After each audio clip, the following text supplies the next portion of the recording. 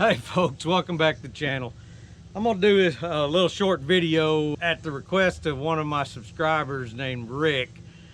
In a previous video, we kind of got into a discussion on knives in the comments section, and mentioned that I had a custom knife from Ted Frizzell down at Mineral Mountain Hatchet Works in West Fork, Arkansas.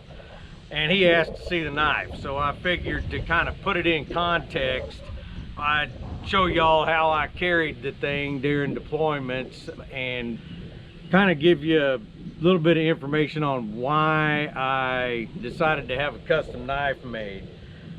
The way I normally wore this knife, I spent a lot of time in vehicles and then on the ground working with indigenous people, and I just wanted to have a bigger knife than a pocket knife with me. It's a useful tool. Most of the time, the way I carried it's like you see here. I wore a drop leg holster with a Black Hawk Serpa holster. And the reason I did that is because if I'm in a vehicle, the way the system works, you can remove the holster from the drop leg unit and I could put it on a chest rig, so if I'm wearing body armor sitting in a vehicle, my access to it is not restricted by, you know, being up against the door. And the knife I just carried right here behind it. It made it handy to get to, kept it out of the way, and it kept the handle from getting hung up on stuff. If it's flopping on your belt or if it's on your body armor, you know, it's just another piece sticking off to catch on things and get in the way. And I found that this kept it convenient to access, but also kind of out of the way. It's pretty easy to put on here because the way these drop leg holsters are made, the straps that go around your leg have a rubber material that is stitched into it, which keeps it in place on your leg, but it's also provides a surface that'll hold this holster, or hold the sheath rather, of the knife in place. And it just slips in. And I put the 550 cord on there to provide a little bit more tooth so it would hold it in place. The holster, of course, is a Kydex, custom molded to the knife, and worked pretty well. I had tried, you know, like an upside down over here, but it's just too big. It was not practical. So that's just how I carried the thing.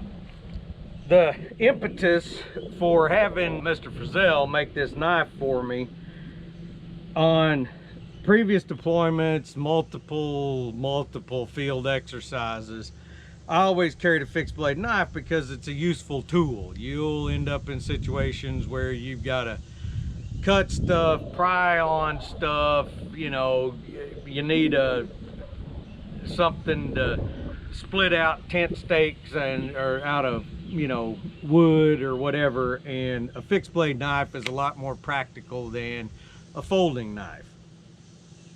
And I had carried different military issue knives, the old style M16 bayonet. Most people are familiar with them from Vietnam movies. Really thin blade, long with a false edge on the top, and just not a very heavyweight knife. The new bayonet, I don't particularly care for. It's not very comfortable to use, and I never had this happen to me, but I know guys that have broken them at the handle using them to pry with. They're intended to slash, they're intended to stab, but they are not a pry bar. I had the I forget what it's called, but it's like not the K-bar, but the Army version, kind of a K-bar. It's like a survival knife that has sawtooth section on the back of the blade and a stacked leather handle. And during Desert Storm, I broke, I don't know, a couple of those things. They break off at the tip, and because of the way the tang is made, it's not a full tang, it's more of a rat tail tang with the pommel swaged or riveted onto the end of it, and I either bent or broke them where the handle meets the guard and the rest of the blade. Again, not a very useful tool. So when the global war on terror kicked off, I knew I was going to be deploying.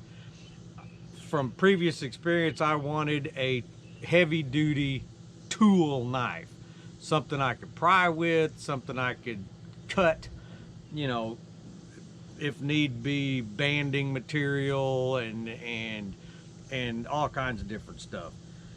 So I started looking around, and since I knew I was going to be in a combat situation with the potential to lose it, I didn't want to spend $600 on a custom knife.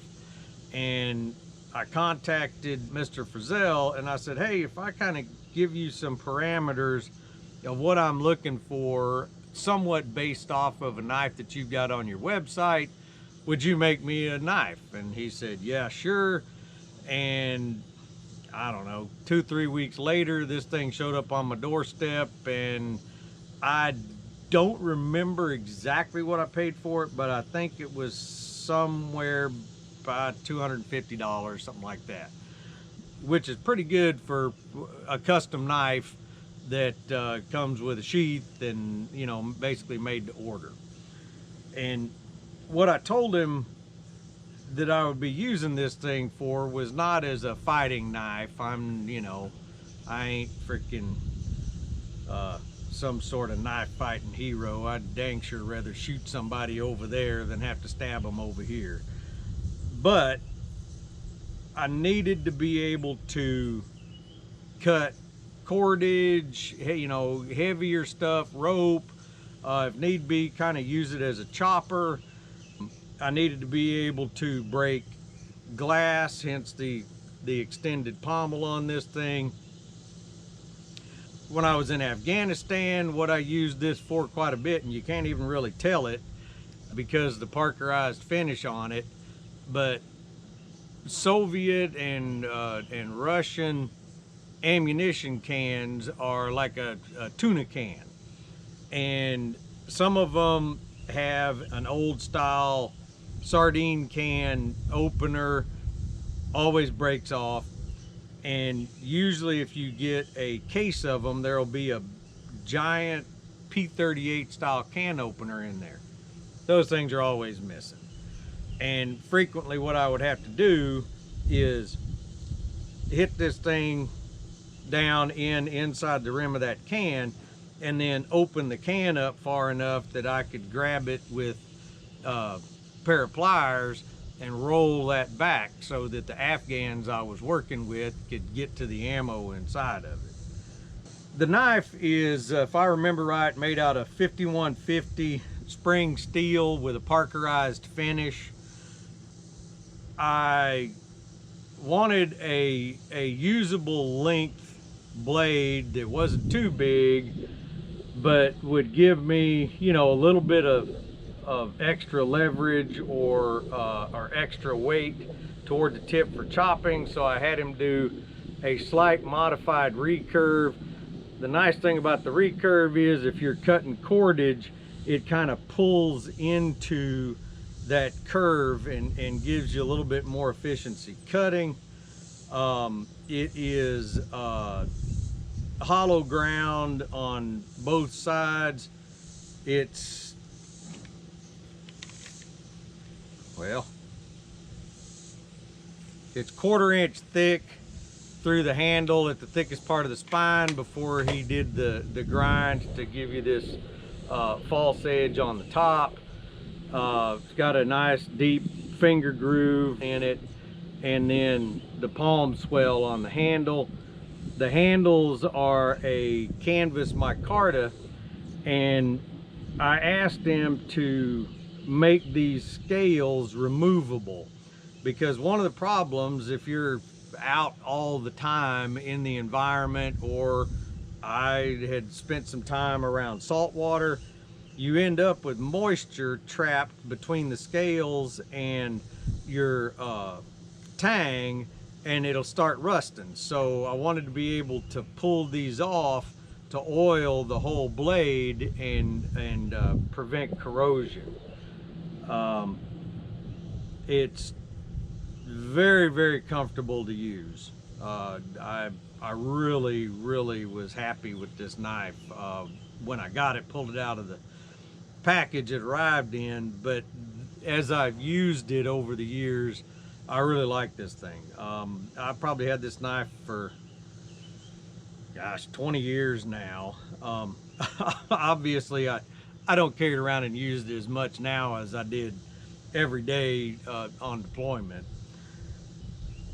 But the blade length on it is, well, 5 and about 3/8 of an inch from the handle to the tip. It's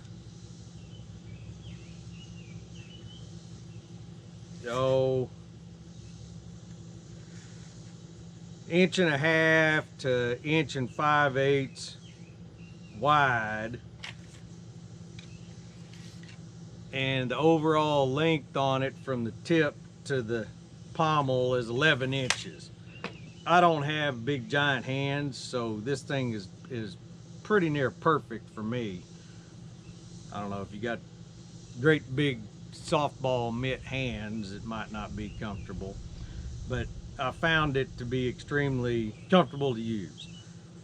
If I had one complaint, one thing I would change on this, I would have the pommel cut down so it's closer to the end of the handle material, and then have that hole so you can put a lanyard on it in closer, or maybe a slot. Reason being, let's say you're wanting to close up a crate or something like that, which I did frequently. This little point is hard to hit, where if you had a longer, flatter surface, you know, it'd be easier to use it as a striking implement. From a combat application, you know, sure, that little more pointy section would probably be better, but like I said, if I'm in a combat situation, I want to shoot somebody over there, not stab them or hit them with a knife handle up here close. Other than that, I have absolutely no issues with the overall design of this. Just a really good heavy duty tool. Now, I'm not a knife reviewer, so I don't know I don't know what people will want to know about it beyond if you're interested in a heavy duty tool knife that's reasonably priced, I'd definitely go to the Mineral Mountain Hatchet Works web page and look at what Ted's got to offer, because these are pretty good workhorse knives. Alrighty, thanks for watching, and Rick, I hope you got some useful information out of this. If anybody's got questions, you know, let me know. I'll try to answer them. So, thanks for watching. Y'all have a good day.